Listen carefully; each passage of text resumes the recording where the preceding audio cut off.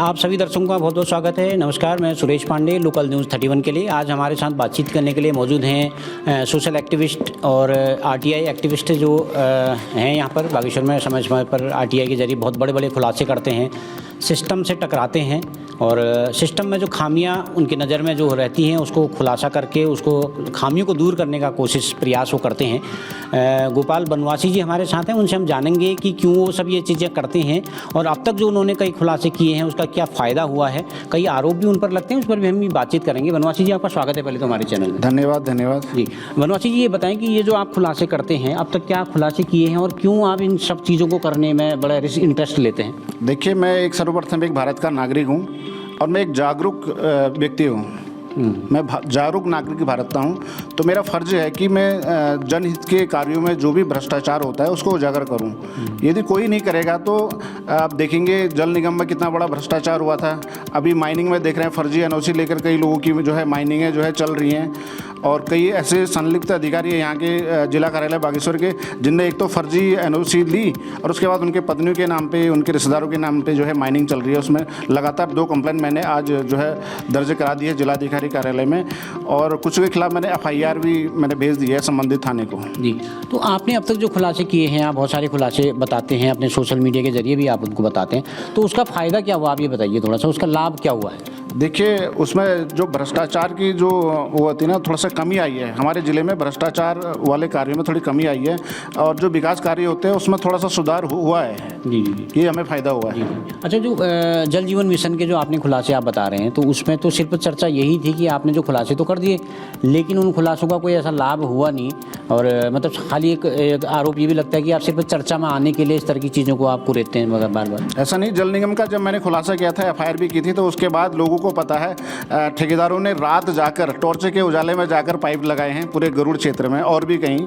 रात को भी पाइप लगाए। उन्हें फ़ायदा तो कहीं ना कहीं हुआ ही है। जी जी जी।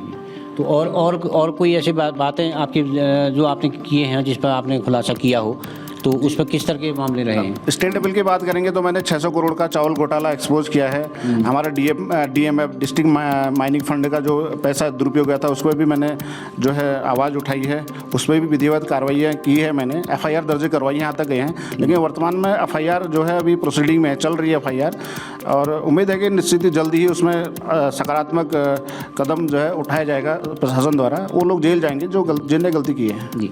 अच्छा, एक आरोप ये भी लगता है कि आप ये जो करते हैं सब, ये जो सिर्फ चर्चा में आने के लिए आप करते हैं या फिर कुछ पैसा ऐंठने के लिए, इस तरह के आरोप भी लोग लगाते हैं कि क्या इस पर सच्चाई है? क्या इस तरह का आप क्यों करते हैं ये सब? देखिए, जो हम काम करते हैं पूरी पारदर्शिता के साथ करते हैं। अगर ऐसा आरोप कहीं से लगता है तो जो लोग कहते हैं वो साबित करें कि वाकई में मैं लेता हूँ, किससे लिया है। साबित क्या है, वो सीधा एफआईआर दर्ज कर सकते हैं रंगदारी की कि ये भाई पैसे लेता है। ये कोई आरटीआई लगाए तो उसके बदले पैसे की डिमांड करता है, कोई कंप्लेंट डालता है तो उसके बदले जो है पैसे की डिमांड करता है। इस तरह का एविडेंस किसी के पास आए तो खुली चुनौती है, वो एफआईआर दर्ज कराए मेरी। नहीं, आप सिर्फ बड़े लोगों से ही ज़्यादा टकराते हैं ना, जैसे मतलब बड़े उद्योगपति हैं, पूंजीपति लोग हैं, जो पैसे वाले लोग हैं, या फिर आप जो बड़े सिस्टम में जो लोग बैठे हुए हैं, बड़े अधिकारी कर्मचारी, उनको आप घेरते हैं, तो इससे ऐसा स्पष्ट लगता है कि कहीं ना कहीं ये वजह तो नहीं है। देखो, भ्रष्टाचार वाले मामले में, करप्शन वाले मामले में हमेशा छोटे तबके का अधिकारी फंसता है, जबकि क्या होता है उसका हेड बड़ा होता है कि नहीं। यदि हम छोटे अधिकारी के पीछे पड़ जाएंगे, वो बेचारा किसी के इशारे पर, किसी के संरक्षण में करप्शन कर रहा होता है, लेकिन जो बड़े स्तर पर जो बैठा होता है ना, वो बच जाता है। तो मैंने एक स्कीम लगाई, मैंने कहा क्यों ना हम बड़े से ही शुरू करें। पहले एविडेंस कलेक्ट, ऐसे नहीं करता मैं बिना सोचे, बिना समझे या बिना एविडेंस के मैं कोई ऐसा एक्शन मतलब कदम नहीं उठाता। पहले उसके खिलाफ एविडेंस कलेक्ट कर लेता हूँ और एविडेंस कलेक्ट करने के बाद फिर छटनी शुरू करता हूँ। जी, ये जो समाज सेवा अगर करनी है तो समाज सेवा का एक जरिया ये भी होता है कि कोई जन आंदोलन आप करें, किसी गरीब के को साथ में लेके, कोई जनता को साथ में लेके आंदोलन किया जाए, तो उसके जरिए अगर प्रशासन को घेरा जाए, मुझे लगता है कि वो भी एक तरीका है। तो आपने लेकिन दूसरा तरीका क्यों अख्तियार किया? देखिए, जन आंदोलन करने में एक बहुत बड़ी दिक्कत आती है। मुझे बहुत सारे लोगों को इकट्ठा करना पड़ेगा, भाई आपके गाँव में ये हो रहा है, पानी नहीं आ रहा, तो इसका वजह ये है। जैसे मनाखेत का हमने मामला उजागर किया था ना, कि वहाँ पे 51-52 लाख की योजना थी, मात्र 7 लाख फील्ड में लगाए थे और बाकी विड्रॉ जो है 40-42 लाख उसमें हो गया था। तो मैं पब्लिक को समझाता तो मेरा इतना टाइम वेस्ट जाता। तो हमारे पास लीगल संसाधन है, हमारे पास दिमाग भी है, लीगल हथियार भी है हमारे पास, तो हम लीगल हथियारों का इस्तेमाल करेंगे ना। जी जी जी। सीधी सी बात है, मैं क्यों जन आंदोलन के पीछे पड़ूं। फिर जन आंदोलन के पीछे ये भी हो जाता है कि टारगेटेड आदमी हो जाता है। उन्होंने कहा हाँ भाई ये तो हमेशा जन समूह लेके आ जाता है, या फिर प्रशासनिक कार्यों में बाधा डाल जाता है। इस तरह की मतलब विकृतियाँ आने की संभावना रहती है उसमें, इसलिए मैंने उस रास्ते को नहीं चुना। जी नहीं, अभी आपने ताज़ा जो आरोप लगाए हैं, आपने बोला है कि कुछ अधिकारियों कर्मचारियों के नाम लेके आपने बोला कि उनकी पत्नियों के नाम पर खड़िया की माइन है। तो माइन का होना, किसी पत्नी के नाम पर होना कोई गलत तो नहीं है, वो तो एक किस्म का रोजगार और वो तो सरकार उसको मुहैया कराती है। तो उसमें गलती क्या है, गलत क्या है मतलब उसमें? बिल्कुल ये सही बात है, क्योंकि आप देखिए कि एक व्यक्ति की सैलरी मात्र 20-25 हज़ार रुपये होती है, और उसकी सैलरी के अकॉर्डिंग जो है उसको अपना परिवार भी पालन पोषण करना होता है। तो मिनिमम प्रचलित है समाज में कि एक खड़िया माइन से कम से कम 2 से 4 करोड़ रुपये की लागत आती है स्वीकृति में। लीगल तो कुछ नहीं लगता है, वो आप रिश्वत के तौर पर दें। लीगल भी आता है, लीगल में इतना तो नहीं लगता है, लीगल भी आता है, लेकिन इलीगली बहुत ज़्यादा खर्चा आता है वर्तमान में, सभी को पता है। ये बातें कोई छिपी नहीं है। एक माइन स्वीकृत कराने में लगभग जो है 4-5 करोड़ रुपए खर्चा आने की पूरी ये भी जरूरी थोड़ी है कि सैलरी से ही वो करे, उसको हो सकता है उसकी पैतृक संपत्ति, उसके पास बहुत सारा बाप दादाओं का पैसा और है तो साबित करे, और है तो साबित करे। क्यों, जो आरोप हमने लगा रखे हैं, जो शिकायत हमने देखी उसको झूठा साबित करे, सीधी सी बात है। हाँ, तो यही मैं जानना चाह रहा था कि जब किसी भी परिवार के सदस्य की अगर चीज़ें होती हैं तो हो सकता है कि वो पारिवारिक रूप से संपन्न हो, वो भी तो एक चीज़ें हो सकती हैं। बिल्कुल, वो भी देखा जाएगा, लेकिन उसके सैलरी के अकॉर्डिंग यदि वो ज़्यादा पैसा खर्चे कर रहा है तो ये तो एक अपराध है ना। सीधी सी बात, आय से अधिक संपत्ति का मामला है, उसके खिलाफ विधिवत कार्रवाई बननी चाहिए। अब किसी की बीवी गृहिणी है, नॉर्मल गृहिणी है, और देखो फैमिली भी उसका कोई मतलब कॉर्पोरेट घराने से संबंध नहीं रखता है, कोई व्यवसायी वो नहीं है, उसके बाद भी वो मतलब 2-2 माइन चलाने की हिम्मत रखता है, यानी कि 10 करोड़ की लागत से। वो तो स्वीकृति के 10 करोड़ 5-10 करोड़ तो स्वीकृति के लिए चाहिए, बाकी सिस्टम वहाँ पर वो करने के लिए, अरेंज करने के लिए एक्स्ट्रा पैसे की हमें ज़रूरत पड़ती है। तो इतना आया कहाँ से? सीधी सी बात है, एक कर्मचारी जो सीमित सैलरी लेता है, सीमित संसाधन उसके पास है, उस सीमित संसाधन से यदि वो 10-20 करोड़ रुपए की माइन चलाने की हिम्मत रखता है तो पीछे कुछ ना कुछ राज तो है। जी अच्छा, इतने बड़े खुलासे आप ये कब से कर रहे हैं इस तरह के काम को? मैं काफ़ी लंबे समय से कर रहा हूँ। मैं पहले RTI से सारी चीज़ें वो कर लेता हूँ, कंफर्म कर लेता हूँ, और उसके बाद जो है फिर मैं उसको पब्लिक उसमें ग्राउंड में लेके आता हूँ।